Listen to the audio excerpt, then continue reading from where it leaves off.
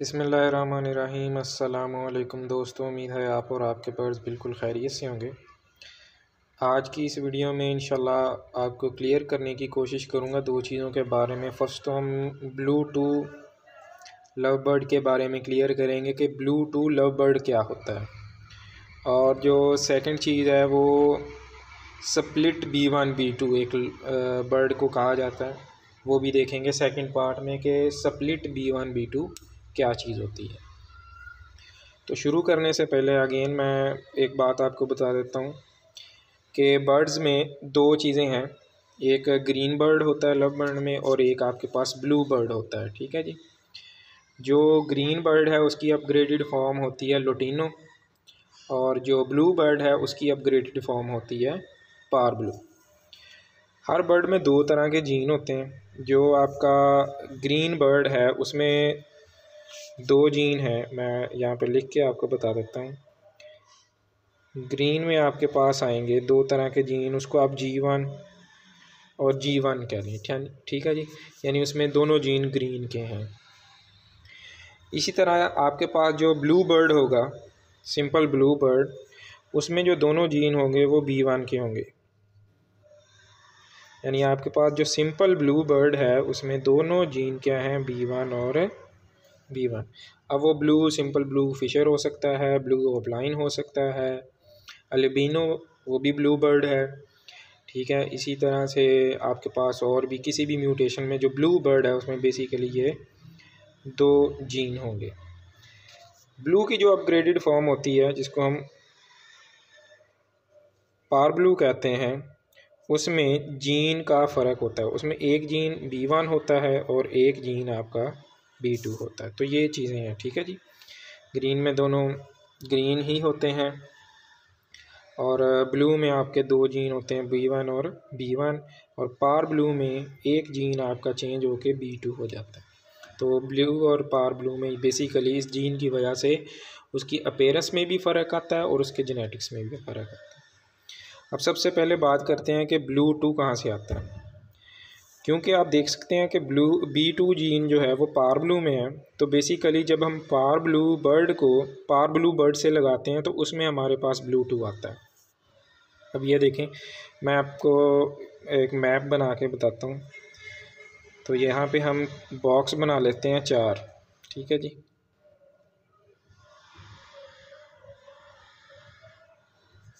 क्योंकि हमारे दोनों पेरेंट्स पार ब्लू हैं, parblue Fischer to parblue Fischer, parblue opaline to parblue opaline, parblue opaline को creamino से लगा लें, पार ब्लू को, यानी कोई भी म्यूटेशन में आपने दोनों पेरेंट्स जो हैं वो पार ब्लू लेने हैं। तो दोनों के जीन हम लिख लेंगे B1 B2 B1 B2। ठीक है जी। तो पेरेंट्स में से ये भी पार ब्लू और दूसरा भी पार ब्लू। अब हम देखेंगे कि जब इनके बच्चे आते हैं तो हमारे पास क्या रिज़ल्ट आता है। एक बात याद रखनी है कि जो बच्चे होते हैं उनके जो दो जीन बनते हैं उनमें से एक फादर में से आता है और एक मदर में से आता है।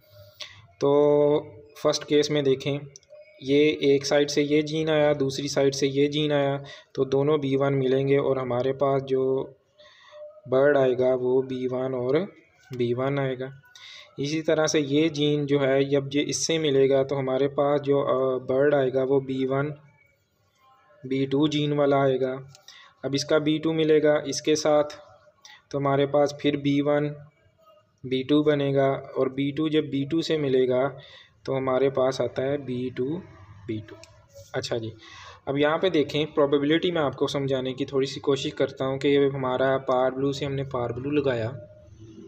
ठीक है, उसने हमारे पास 4 अंडे दिए और 4 ही बच्चे निकाले, तो 25% का एक एक आपका बॉक्स बन गया। B1 एक बच्चा निकलेगा जो कि आपका क्या है, ब्लू बर्ड। ठीक है, 25% चांस B1 B2 के जो कि क्या है, पार ब्लू। फिर 25% चांस B1 B2 के जो क्या है, पार ब्लू। यानी कि 25 और 25 50% आपके चांस हो गए पार ब्लू के। अब ये जो बर्ड है B2 B2, तो यहाँ पे अगर आप देखें तो यहाँ पे आपको ये जीन नहीं मिलता B2 B2। अब ये जो बर्ड है ये देखने में आपको ब्लू बर्ड ही नज़र आएगा, यानी ये वाला बर्ड और ये वाला बर्ड जो होगा ये देखने में एक जैसे ही होंगे, लेकिन फ़र्क कहाँ पे आता है, इनके जीन में फ़र्क आता है। ठीक हो गया जी। अब हमें कैसे पता चलेगा कि जो हमारा ब्लू बर्ड है वो सिंपल ब्लू बर्ड है या वो ब्लू टू बर्ड है? तो हम क्या करेंगे, हम उस चिक को अपने पास दोनों को रखेंगे। ठीक है, इन दोनों को आपने क्या करना है, किसी और ब्लू बर्ड के साथ पेयर अप करना है जो कि सिंपल ब्लू बर्ड है। वो आपको पता है कि सादा ब्लू फिशर है, ब्लू ओपलाइन है, अल्बिनो है, रेड आई है। ठीक है, आपने उस ब्लू बर्ड के साथ इस बर्ड को पेयर अप करना है। फिर क्या होगा, जब आप इस ब्लू बर्ड को उसके साथ पेयर अप करेंगे तो उसका क्या रिज़ल्ट आएगा, अब वो मैं आपको ड्रा करके दिखाता हूँ। आपने जब एक ब्लू बर्ड लिया तो उसके दोनों जीन B1 आ गए। ठीक है जी, दोनों B1 एक आपने ये लिया बर्ड B2। इसी तरह से जो दूसरा बर्ड है उसको भी आप पेयर अप कर लें, B1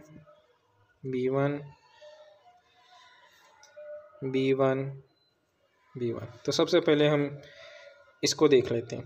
B1 B2 से मिला तो क्या बनेगा, B1 B2। फिर ये जीन इससे मिलेगा तो क्या बनेगा, B1 B2। इसी तरह ये जीन जब इससे मिलेगा B1 B2, ये इससे मिलेगा B1 B2।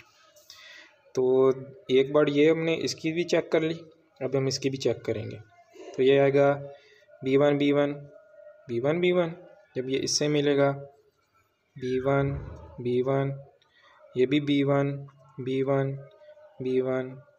तो अब आप फ़र्क देखें जेनेटिक्स में। यहाँ पे आपके पास सारे बच्चे B1 B2, यानी जब आपने इस बर्ड को एक सिंपल ब्लू फिशर से लगाया तो आपके पास जितने भी बच्चे आएंगे वो सब के सब क्या बनेंगे, पार ब्लू।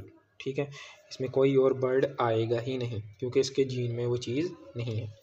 इसी तरह जब आपने जो दूसरे बर्ड को लगाया सिंपल ब्लू फिशर से तो उसमें देखें सारे की तरह B1 यानी सादा ब्लू फिशर आएंगे। तो इसको कहते हैं टेस्ट ब्रीड। जब आपने ये टेस्ट ब्रीड करवा ली, ठीक है, आपके पास सारे बच्चे पार ब्लू आ गए, तो ये जो आपका बर्ड था ये आपका कन्फर्म ब्लू टू हो गया। तो उम्मीद है आपको ये ब्लू टू कैसे प्रोड्यूस होता है वो समझ आ गई होगी। ठीक है जी, अब मैं आपको समझाने की कोशिश करता हूँ कि स्प्लिट B1 B2 क्या चीज़ होती है। ठीक है जी, अब हम क्या, अच्छा तो जी स्प्लिट B1 B2 की वर्किंग कैसे होती है। स्प्लिट B1 B2 सिर्फ ग्रीन बर्ड होता है। ठीक है, तो इसके लिए हमें क्या करना है, इसके लिए हम एक ग्रीन बर्ड लेंगे। ठीक है, जिसमें दो जीन होंगे, एक G1 और दूसरा भी G1, यानी दोनों उसके G1 होंगे। तो अब हम इसको एक पार ब्लू के साथ पेयर अप करेंगे जिसमें एक जीन आपका B1 है और एक जीन आपका B2 है। ठीक है जी, ये आपका पेयर बन गया। इसमें मेल फीमेल का याद रखिएगा, कोई इशू नहीं होता, मेल कोई भी ले सकते हैं, फीमेल भी कोई भी ले सकते हैं म्यूटेशन में। तो जब हम ग्रीन को पार ब्लू के साथ पेयर अप करेंगे तब हम देखते हैं कि क्या बनता है। तो B1 B2 और यहाँ पे हम बॉक्स बना लेते हैं। ठीक है जी,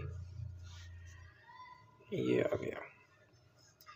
तो इसके साथ अब हमने क्या किया, सिंपल एक ग्रीन बर्ड जिसके दोनों जीन G1 है वो पेयर अप कर लिया। ठीक है जी, तो B1 G1 से मिलेगा तो ये बनेगा G1 B1, और इसी तरह B1 दोबारा G1 से मिलेगा तो ये बनेगा G1 B1। फिर B2 G1 से मिलेगा तो ये बनेगा G1 B2, इसी तरह से G1 B2। तो आपके आधे बच्चे G1 B1 वाले आ गए और आधे बच्चे आपके G1 B2 आ गए। यानी कि आपके 100% जो बच्चे होंगे विजुअल में वो ग्रीन होंगे, लेकिन उनमें से आधे ब्लू 1 के स्प्लिट होंगे और आधे ब्लू 2 के स्प्लिट होंगे।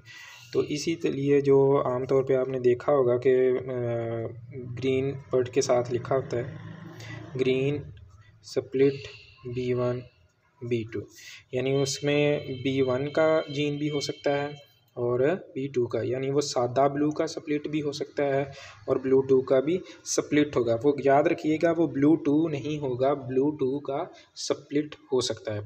50-50 चांसेस होते हैं इसमें। अब हमें कैसे पता चलेगा कि जो हमारा ग्रीन बर्ड है वो ब्लू 1 का स्प्लिट है या ब्लू 2 का? अगेन हम टेस्ट ब्रीड करवाएंगे और अपना ये जो बर्ड है जिसमें हमारे पास दो तरह के बर्ड आते हैं, G1 B1 G1 B2 वाला, तो हम इन दोनों बर्ड्स को लेके अपनी टेस्ट ब्रीड करवाएंगे। अगर हमारे पास यहाँ पे मेल है तो हम फीमेल सिंपल ब्लू बर्ड ले लेंगे, अगर हमारे पास यहाँ फीमेल है तो हम मेल ले लेंगे, यानी इसका अपोजिट लेना है। यहाँ फीमेल है तो वहाँ मेल, यहाँ मेल है तो वहाँ फीमेल। ठीक है जी। तो मैंने पहले कहा था कि जेंडर का कोई फ़र्क नहीं पड़ता इसमें, मेल कौन सा है और फीमेल कौन सा है। तो हम दोनों बर्ड्स को चेक करके बताते हैं कि हमारे पास रिज़ल्ट कैसा आएगा और उसकी हम बेस पे बताएंगे कि हमारा बर्ड ब्लू 2 का स्प्लिट है या ब्लू 1 का। तो ये इसके मैं जीन लिख लेता हूँ, G1 B1 वाले। ठीक है जी। तो आपने एक सिंपल ब्लू बर्ड के साथ इसको पेयरअप करना है। ठीक है, जिसके दोनों जीन B1 B1 है, B1 B1। क्लियर है जी। तो अब इसको आप करें, यहाँ पे आएगा G1 B1, यहाँ पे आएगा G1 B2।